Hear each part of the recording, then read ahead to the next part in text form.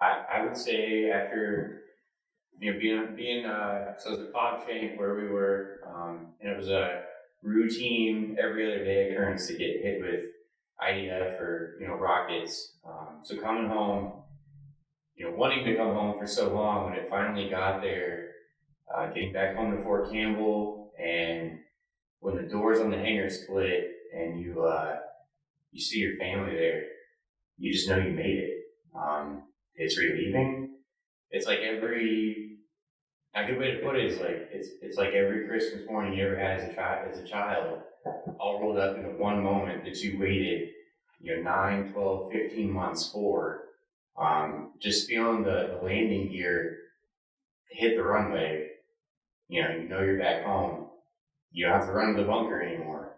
You don't have to look around and wonder, where's my weapon? Am I going to need full kit? Do I need my helmet? It's just relieving. Yeah, I'd say I'm about the same thing. I was on FOB Red B in Afghanistan, little B FOB out in the northern AO where we're at. It's same thing, SAF, IDF every day, every other day. Had a couple suicide bombers and stuff like that, try to take over the ECPs, which is normal for us. So whenever you get home, when we were out there, we were tearing everything down. So we were tearing it down and we were coming home. So, by the time we got home, I wasn't married. I didn't have wife and kids and all that to come home to. And with us, we didn't have a hangar that we came out of. It was basically, we were bussed in. They dropped us off right in front of battalion. You get out of battalion, and it's like a mad dash. There's families everywhere, people everywhere. But for like those guys who were like myself, who's single, it was just basically one of those things. It was like that relief, that exciting. Basically, like you knew the party was starting, like you were home. You didn't have to worry about all that stuff. You didn't have to worry about your kit, your weapon, all that kind of stuff. I mean, granted, still woke up the first night going, "Oh shit, where's my weapon?" Pardon my language, but it was one of those things. Is you still had that shock, but it was that relief. But then after that first day of being home, it was kind of like it settled in. It was like that teamwork that you had and everybody that you were with out there, it was kind of like you all just split because everybody had families or things that they had to go do. So it was like first couple of days was exciting and relaxing and stuff, and then it was more of a mundane, drab, day-to-day process of, oh, well, here we go again. We're home. You lost that teamwork effort because everybody's home, or everybody's going on leave and stuff like that. So it was a little different, but it was still a exciting time. That first initial step off the bus was just an ultimate sigh of relief and just a great feeling. So yeah, mine was a little different. I had 90 days of leave that I had to use up after we got back from Afghanistan, and I'd say I was home for 2 days, and I was already calling the helpline because I didn't know what was going on in my brain. I didn't know why I had this rage. I was angry, and then I was trying to find things to do because I didn't have anything to do. So it just started thinking, and that's where I struggled with. And then I'd find things to do, and then I'd find ways to do things to be able to drink. And then I started just drinking heavily all the time. And that was, it took me about 9 years to finally get some help.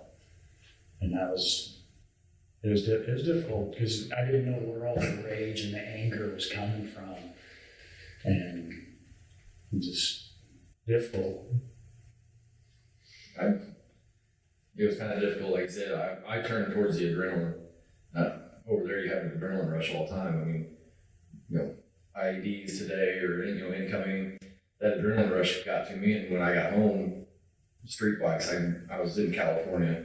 I'd go 100 mile an hour up and down 8-lane interstate, weaving in and out of traffic. Anything to give you that rush again. So I turned to doing stupid stuff, skydiving, whatever I could to give me that.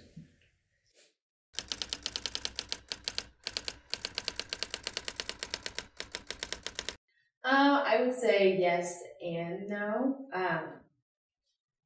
Yes, mostly because as soon as we got out, shortly after, so I got out and then shortly after Don got out, we ended up having a change of plans. We moved here. I'm not from here, so I had no friends, no family. All I knew was him and the kids we came here with. So that was difficult, trying to make, meaningful relationships with other people, especially other women, because sometimes it's difficult as a female veteran to connect with civilian women. I feel more connected to, these guys and other male veterans because, I don't know, I just feel like they understand a little bit more.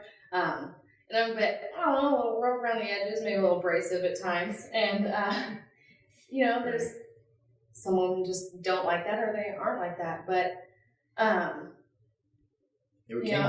feel like eventually we found our place and it didn't be successful. It took a while. I mean, we moved here with no plan, nothing. It was just basically the U-Haul was facing south, and the next morning it was heading north.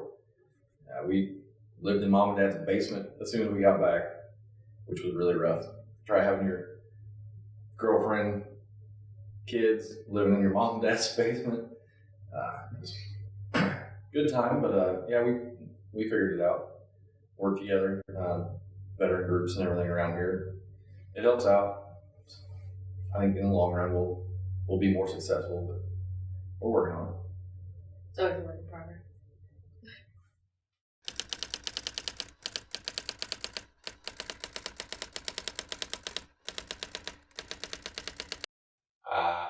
Hands down, I would make the exact decisions I made. I'd put the uniform on. Graduating high school, I wanted to enlist, but my mom made me promise her I'd get a college degree first. So I ended up as an officer, actually joined our OTC, and went that route. But given all the experiences I've been through, all of the younger soldiers, the subordinates, everybody I've been able to help, meeting these guys, if it wasn't for duck hunting and being a veteran, I wouldn't have some of these guys in my life. So I would commission again, and I would join, put the uniform on as well. So no regrets for any of it. 100%, I'd do it again. My goal was 30 years, but because of the neck injury, I wasn't able to.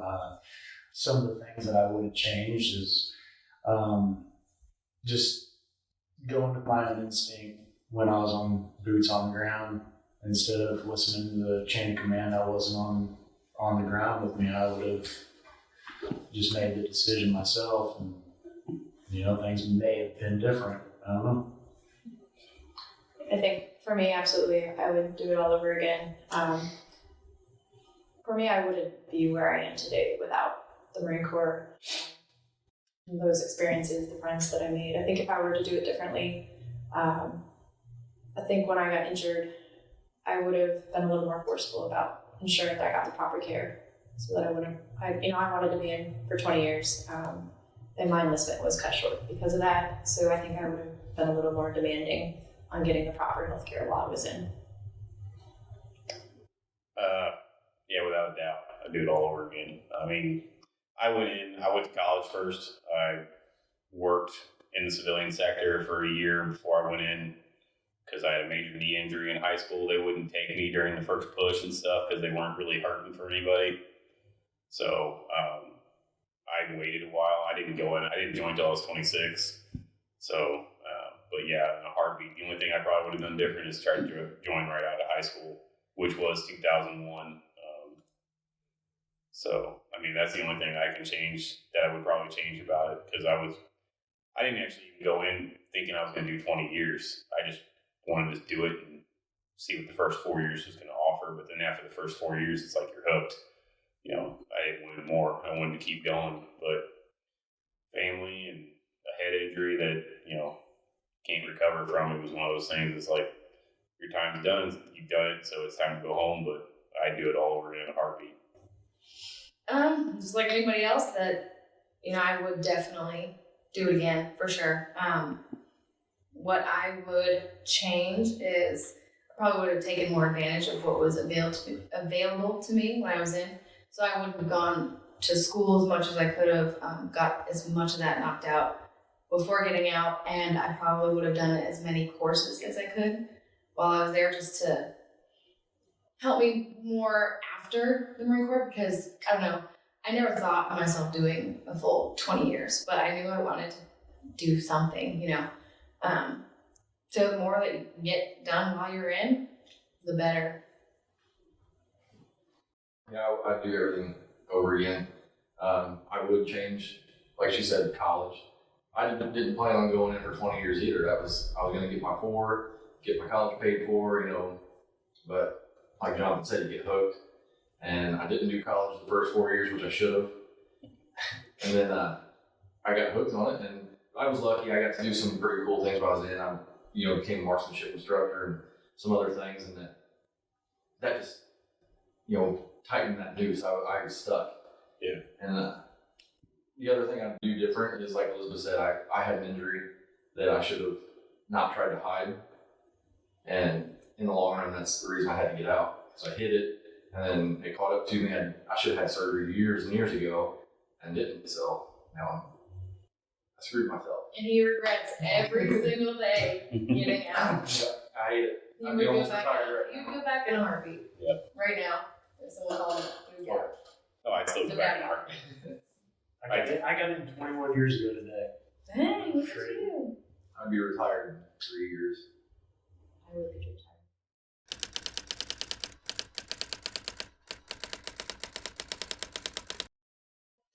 My biggest obstacle was myself.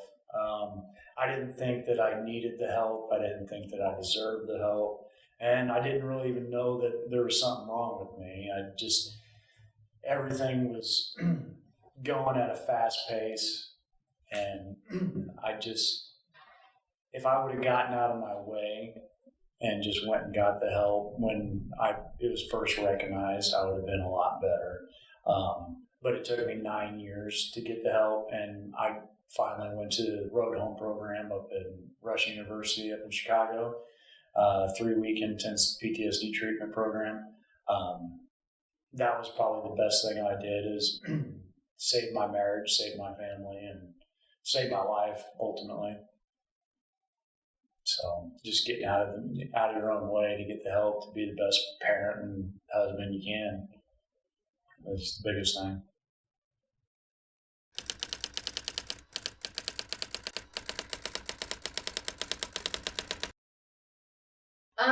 Yes. So the majority of them, I say the majority, but the majority ones I was close with, I still talk to very regularly. If not, we're on Facebook or whatever.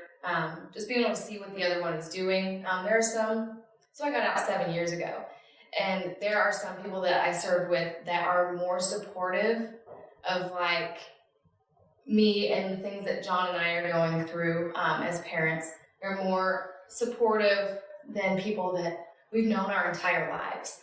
And there could be people that we only served like 6 months or so with, and they are there like sharing stuff, raising money, doing all this stuff, just all around being super supportive. And it's really nice because, they say, oh, it's like a family, but they aren't mine. It really is like that. I know if I need anything, they'll be there. Yeah. And I don't even have to hesitate to ask. Yeah, I would agree. The saying just not cliche. For me, I've been out for 17 years now, and the friendships that I made in the Marine Corps are some of the best friendships that I've ever made. So they are all still a big part of my life in many ways.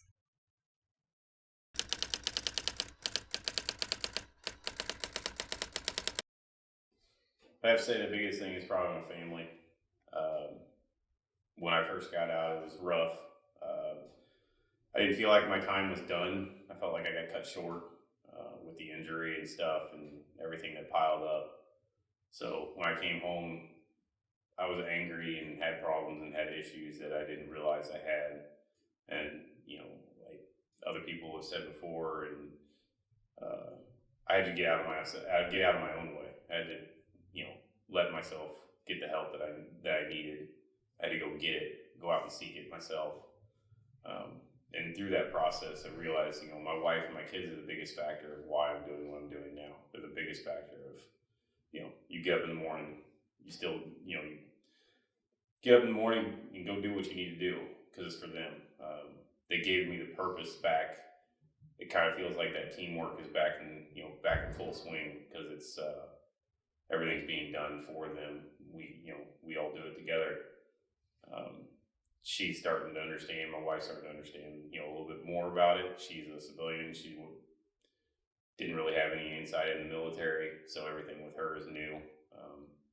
But with this organization and with what we've been through as a family, they've helped me through. It's easy to see that they're the reasons why.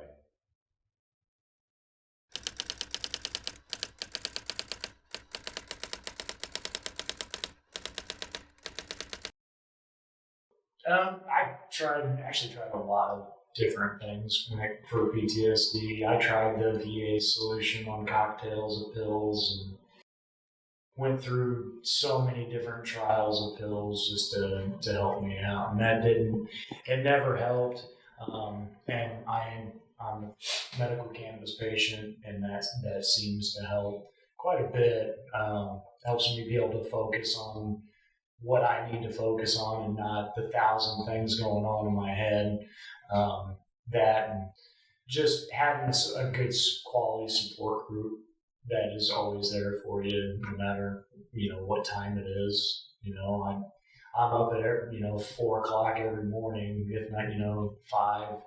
Doesn't matter what day it is, I'm still up. But just having that support group is huge, because like me, I don't talk to any of my family. My wife, my kids, and my granddaughter, that's the extent of my family, as far as blood. I don't talk to my parents, I don't talk to my sisters or anything like that. So having people around me that knows, what I'm going through, that is going through the exact same thing. I may be having a shitty day, but they may not be. And so, kind of just pull myself out of it. I call it mind fucking myself, just because I do that all the time. Mm-hmm. I can get all excited about going to jiu-jitsu practice, and then one little thing will happen, or is said, and then it's just like, nope, not going. I'm done. I just shut down. And, that can last for a day, can last for 2 weeks. And no matter sometimes how hard I try, I can't ever pull myself out of it until just one day, things changed, it's just, I don't know, sport group has been a big one.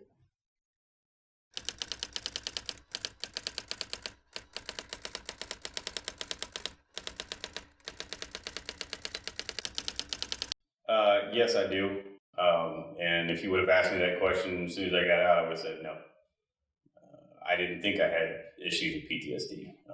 While I was after we got back, they sent me to anger management classes, which was basically like they called it combat stress, because no one in the military can say PTSD. It's a no-no term, basically. You can't hint it, you can't hint at it, you can't say it, you can't deal with anything. It's all combat stress. Basically, they just tell you that you need to relax because you're still in the combat mindset, not in the civilian or garrison version of yourself. But yeah, if you would have asked me that question when I first got out, I would have said no. But I realized after feeling things and thinking things and acting certain ways that I was not right. There was something wrong. That it wasn't just me, or that it was me. I at first thought it wasn't me. I thought it was the rest of the world. I thought society was messed up. I thought it was just my wife and kids don't understand, it's their problem, or my family doesn't understand, my friends don't understand, it's all their problem. But no, it's your biggest hurdle is yourself. I don't view myself as broken or damaged.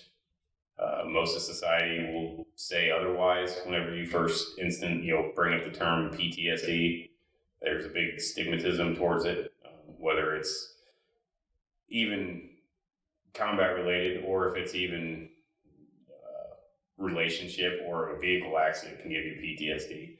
But everybody thinks that it's just a damaged good portion. It's just it's that individual that they're dealing with their own demons inside and their own process, so they have to deal with it. So I don't view myself as any different. But it took me a while to get there. I had to go get the help for myself.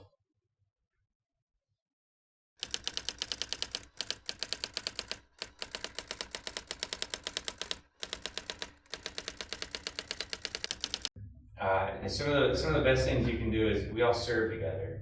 We all go downrange together. When you're downrange, you care so much about the guy to your left and your right.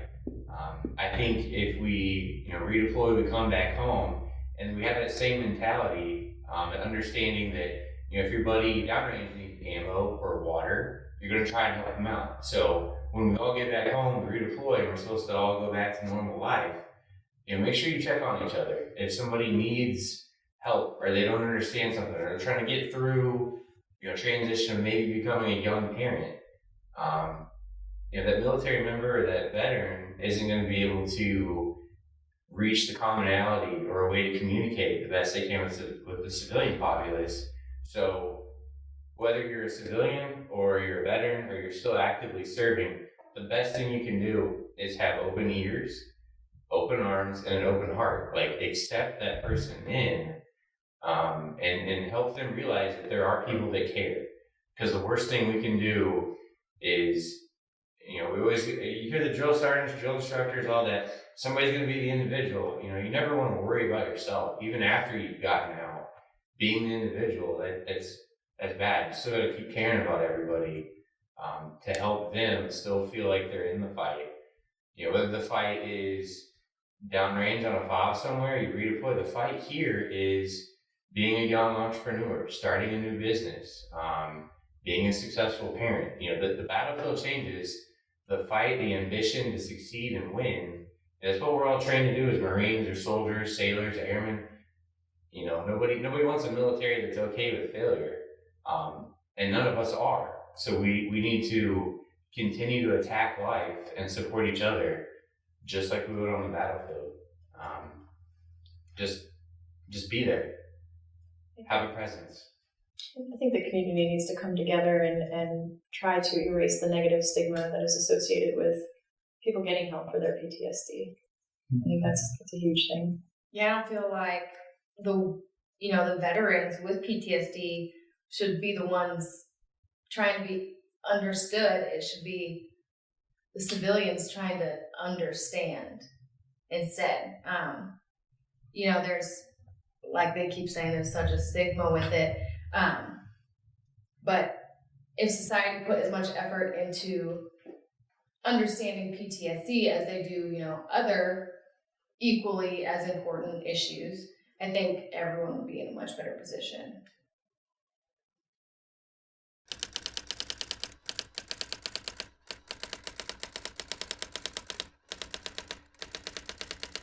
Yeah, absolutely. They enrolled me in a program called Rolling for Recovery, to where I go to jiu-jitsu class, any time of the week that I want. I usually go 1 to 4 nights a week, which has been giving me more confidence, the ability to communicate with people better, spend more time with my son. My son used to wrestle for a long time, and I kind of ruined that for him because of my anger, my rage, and he kind of quit wrestling altogether. And then Veterans Foundation contacted me and is sponsoring me, and so now we're doing jiu-jitsu together and building that bond again, and get to spend a lot of quality time with each other and help improve my quality of life at the same time.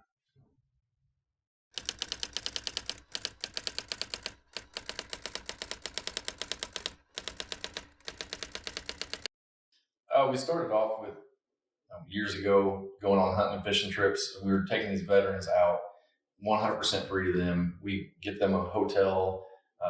We've gone to Lake Michigan. We've done Lake Taneycomo, a couple hunts in southern Missouri. 100% free to them, just to get them out having fun, away from their normal stresses and daily life. And then we've also started a new program, Rolling for Recovery, which it's jiu-jitsu and martial arts. I was always big into that when I was younger, and in the Marine Corps I achieved black belt, so I've always liked the martial arts, and I've figured the exercise is it's very good to help combat PTSD. So what we're doing is we're sponsoring a veteran for 1 year free to a martial arts gym, and Fuji Sports is helping out. We give them a gi, so they have no expense just to get out and start doing something, be a part of a team, get the exercise, go hunt and fish and hang out with other veterans. So just get out, get away from daily life. And I'd like to hit on the rolling for recovery thing too. So he started that after we started going to jiu-jitsu on our own here. Once one started here in Jerseyville. And I've been through John through highs and lows of, how he's feeling. I've seen him really good and I've seen him really bad. And after him starting this jiu-jitsu, it was amazing. Like, I saw the benefits of it almost immediately. He felt like he was part of a team again. He had, could work out maybe some of that a little bit, some of his aggression, of course not trying to hurt his teammates, but and it also would wear him out and he could actually sleep again. So, whereas he wasn't sleeping at night and he didn't feel like he was part of a team, all that changed once he started. So when we both saw how much he was benefiting from it, that's when he said, maybe I could incorporate this into the U.S. Veterans Foundation and try and help other people, benefit from it as much as I have. And I think it's been going really well so far.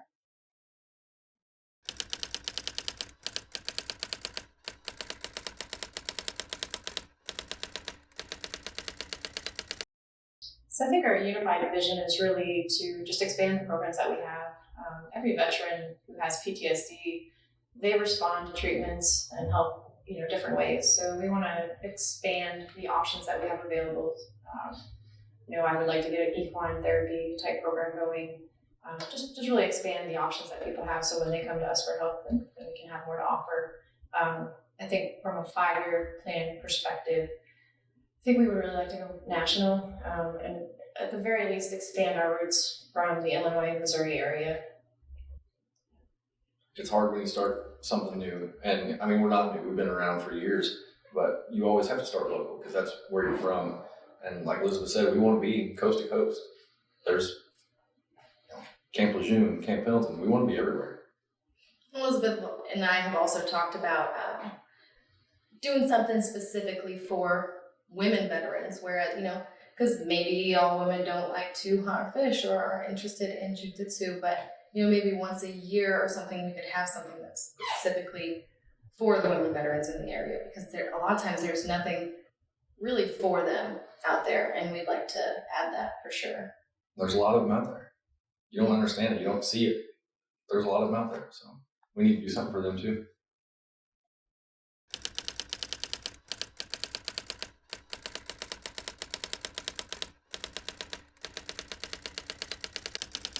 So there's multiple different ways that they can get a hold of us. They can look us up on Facebook or Instagram, look up U.S. Veterans Foundation. They can give John a call. His number is 814-882-5816. Call or text, either one. Or they could also email. It's chiefexec@usvetsfoundation.org. And also usvetsfoundation.org, just as the website. Any of those. And you'll be sure to get a response from somebody.